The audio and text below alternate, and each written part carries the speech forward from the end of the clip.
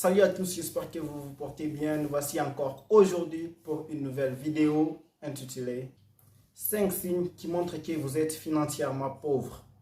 Avant de commencer, si vous n'êtes pas abonné sur la chaîne, je vous invite de vous abonner et d'activer la cloche de notification pour ne rien rater de nos prochaines vidéos. 1. Vous n'épargnez pas, ou soit vous épargnez peu. Pour quelqu'un qui prépare quelque chose, payer quelque chose dans le futur, il doit avoir un montant d'épargne. À chaque fois que vous gagnez de l'argent, vous devez soutirer quelque chose que vous devez épargner et investir dans le futur. L'épargne est vraiment nécessaire pour tout le monde. Il arrive des fois que nous voulons nous procurer quelque chose, mais nous n'arrivons pas à le faire parce que nous n'épargnons pas, soit nous le faisons peu. Sur ce, il est conseillé pour tout le monde d'avoir au moins un compte d'épargne parce qu'il nous arrive de vouloir payer quelque chose, de réaliser même des projets. Alors, sans argent, on ne peut pas réaliser des projets. Vous devez avoir votre propre argent, vous devez fournir vos propres efforts pour réaliser les projets qui vous voulez. 2. Vous avez des crédits à la consommation. Prendre l'argent à crédit, ce n'est pas un problème. Prendre l'argent à crédit, ce n'est pas mauvais. Mais il faut savoir comment utiliser cet argent.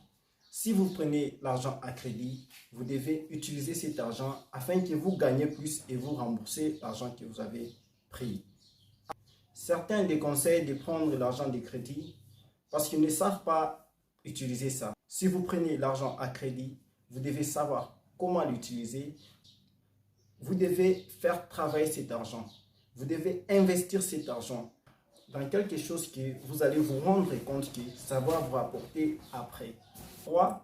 Vous comptez sur les aides de l'État ou de vos proches. Chaque personne est responsable d'elle-même. Vous devez prendre soin de vous-même. Personne ne peut prendre soin à votre place.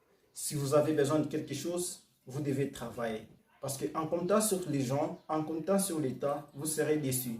Chacun est chargé à faire ce qui lui concerne. Chacun est chargé à aider ses enfants et sa famille. Personne ne sera là pour vous aider. Et si une personne vous aide la première fois, la deuxième fois, la troisième fois, elle sera fatiguée de vous. D'où il est conseillé de compter sur vous-même, de prendre courage, de prendre des risques et de foncer. 4. Vous travaillez dur au lieu de travailler intelligemment.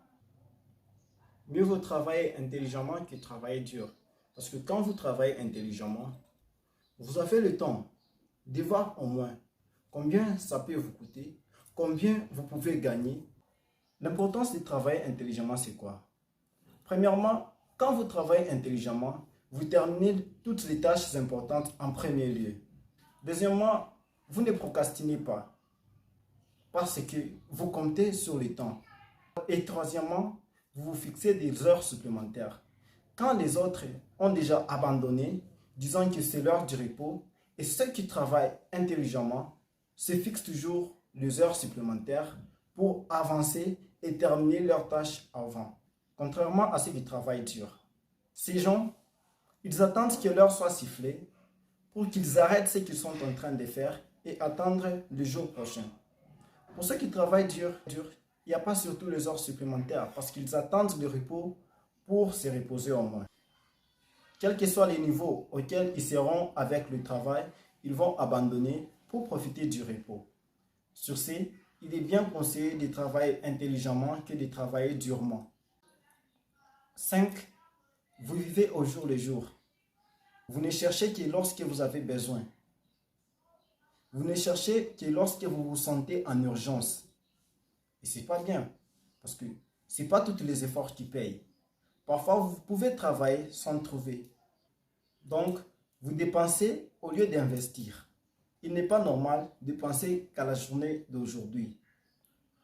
Si vous voulez être financièrement riche, vous devez vous priver de la journée d'aujourd'hui pour préparer la journée de demain. Eh bien, c'est la fin de notre vidéo. Merci de nous avoir suivis et nous vous demandons une fois de plus de vous abonner et d'activer la cloche de notification. Merci.